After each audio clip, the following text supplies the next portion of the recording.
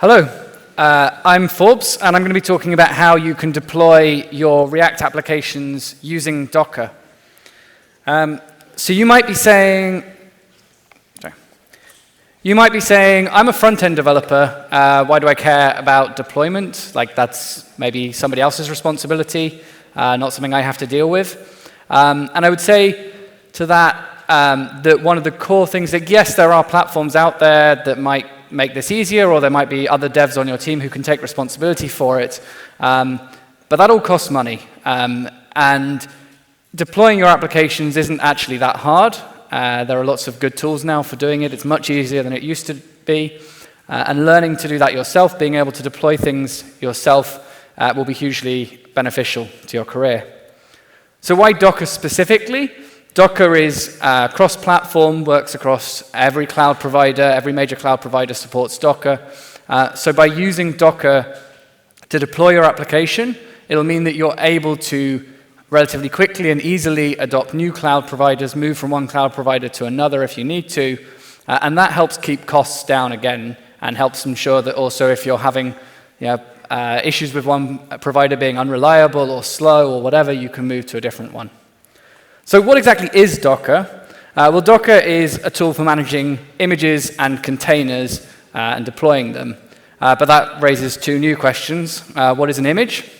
An image is a bundle of, in this context, a Docker image is a bundle of your application code, already compiled, ready to run, along with all of the dependencies of your code.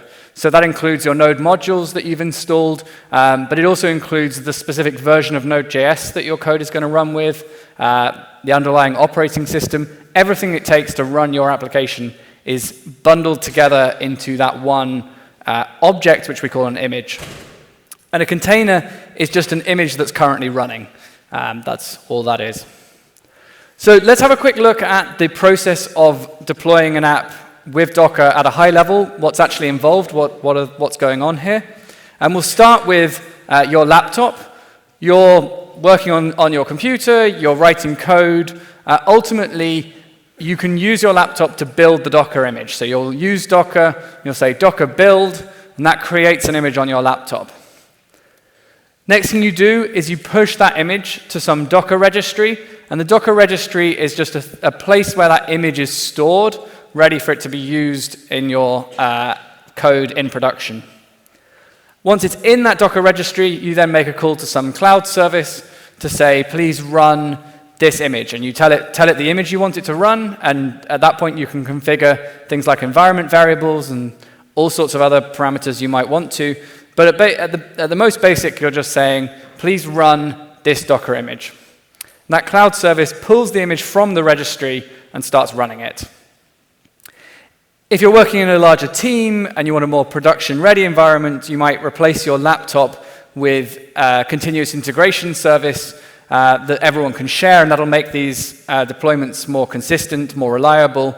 And if you do that, then you're working still on your laptop, but rather than pushing directly to, rather than building the images on your laptop and pushing those to the Docker registry, you're just pushing the code itself to some repository, for example in GitHub, and then GitHub is triggering your continuous integration service, and your continuous integration service then takes on those steps that we were previously talking about doing on your laptop, of building a Docker image, pushing it to a registry, and then instructing some cloud service to run that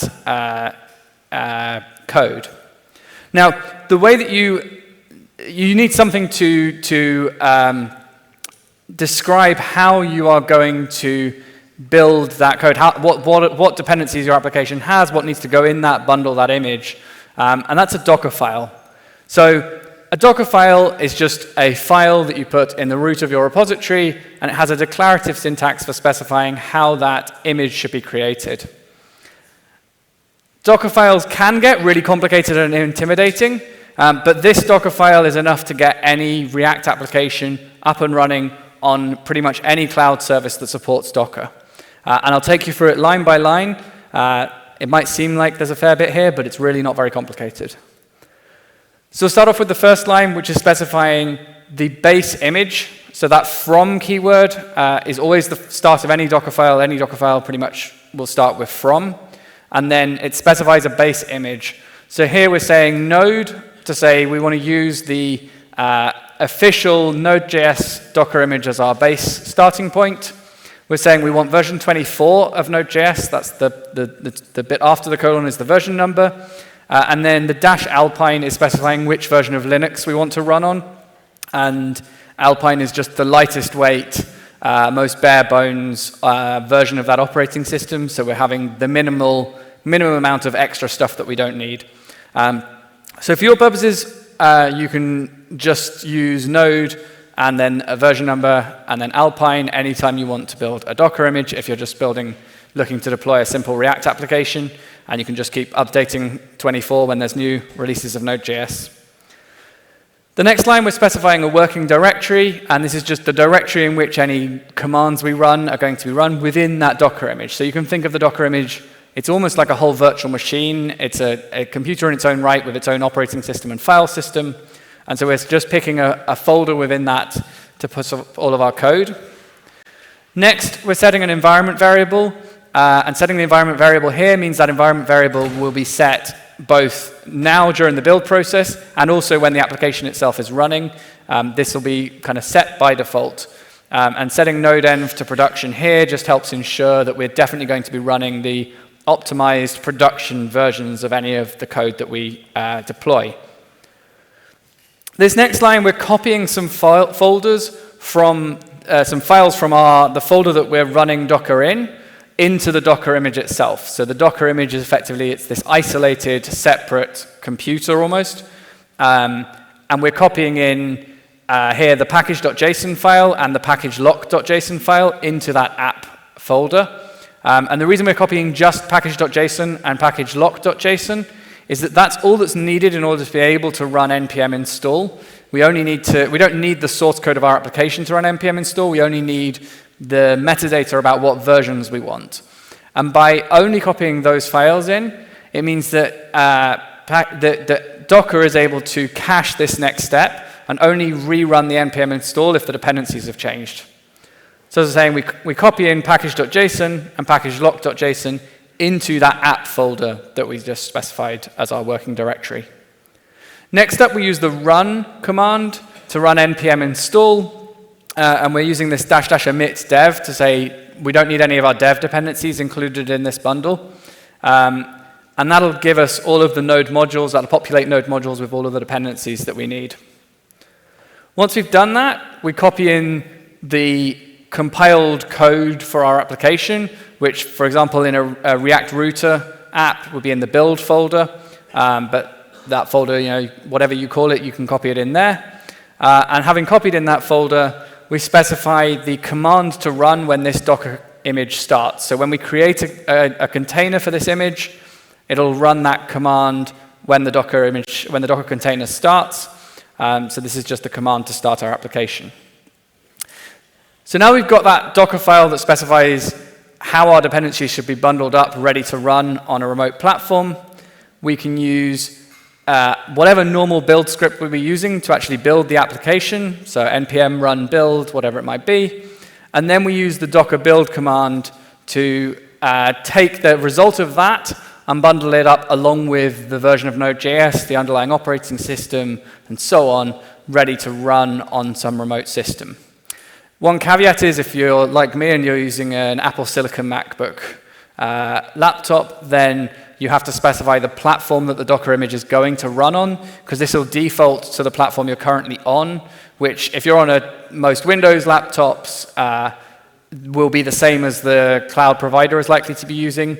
But if you're on an ARM-based or Apple Silicon-based processor, then that mismatch is wrong. You want to target the processor that's going to be running in the cloud. So you just have to remember to add this -- platform Linux/AMD64 when you're doing the build so that it will produce an image that is designed to run on the typical hardware you'll get on cloud services. And then the next bit is just this -t, stands for tag. So this is the name we're going to give our image, the name that the image will have once it's been built. And finally, dot is the folder that we want to run this command in. Dot just indicates run this in the current folder. So that's your straightforward Docker build command. Next up, we're going to push to the registry. And the reason we have that as a separate step and we don't push directly to the server we're deploying to is that this means we can push a single image and then use that image in staging, use that image in production. If we need to scale up to multiple instances of our application running at the same time, they can all just pull that same image from the registry as needed. So to push it to the registry, first of all, we need to choose a registry. All of the major cloud providers, Google Cloud, Azure, Amazon, and so on, all offer Docker registries as a service where you can just sign up and they're not hugely expensive. And they'll give you a URL that is your Docker registry URL, and also you'll need to authenticate to them. But then having done that, pushing our Docker image that we've built locally to that remote registry has two steps. First of all, we need to make sure we give our Docker image a name that is globally unique. So it'll need to, we use the Docker tag to basically create a new alias for our local image that we just called myapp version 1, and rename it to the full registry URL / myapp v1. Once we've done that, we can do Docker push. So that's that. Once we've done that, we can do Docker push to push that image from our local machine to that remote registry so that it can be shared with other services. Okay, so now we've pushed an image to that remote registry. How do we get that up and running?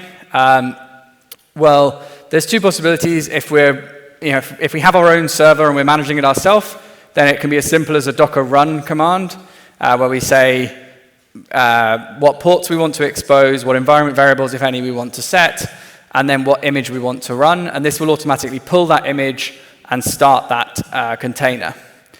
If we want to host on a cloud provider, all the major cloud providers provide some service for running Docker containers, where you simply deploy your app. This is the example for Google, where you deploy your app and you say, this is the image I want to run, this is the region I want to run it in, and so on. And you can specify environment variables and so on as well as part of this step. Most of them, this is the example again for Google Cloud, also even let you do this from the UI, where you can click a button to deploy a container and then choose the container you want to deploy. Now, I'm very low on time, so I'm going to do this as quickly as I can, but I do have a little bit of a live demo. I do stop extending, and sorry. Screen, there we go. So I will show that I have this in a repository. So here's this is a default template for a React router. I've added a Docker file exactly as you saw in the slides.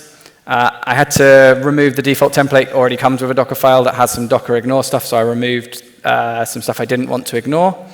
And then in terms of these scripts, I've just written scripts that run npm run build and then docker build, and then to push that npm tag and docker push, and then finally to deploy, I'm just checking some parameters, but then I'm running this Google Cloud run deploy, and I can just rerun this with an updated version anytime my application changes, and I won't run it because I'm running out of time, but this is the Docker registry in Google Cloud, where you can see that I've pushed a couple of versions of this image, and then I already have, if I can spot it, this demo running in Google Cloud. So this is the Docker container running, and that already is enough to give me a public URL showing this Docker image, a Docker container running.